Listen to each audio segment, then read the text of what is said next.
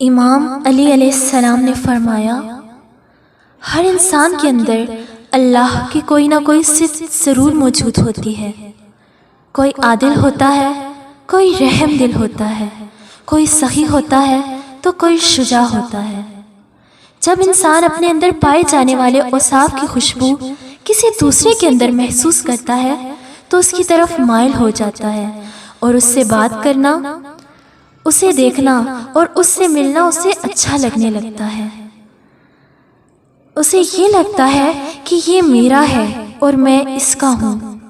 دراصل وہ خود میں اس کو اور اس کو اپنے آپ میں دیکھتا ہے، اور ہر جگہ اس کی کمی کو محسوس کرتا ہے، اور وہ چاہتا ہے کہ ہر پل وہ اس سے راضی رہے، اور اسی کیفیت کو زمانے والے عشق کہتے ہیں۔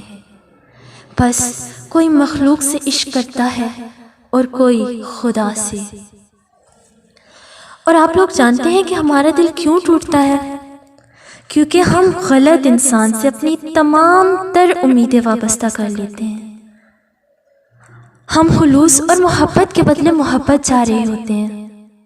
ہم اپنی ذات کا محور صرف اور صرف ایک ہی انسان کو بنا لیتے ہیں، لیکن جب ہماری امیدوں پہ سنگ دلی کا پانی پھرتا ہے نا، تب ہمیں ہوش آتی ہے، لیکن اس وقت تک ہم پوری طرح ٹوٹ کے بکھر چکے ہوتے ہیں، اور پھر اپنی ذات کے ٹکڑے چنتے چنتے پوری زندگی گزر جاتی ہے۔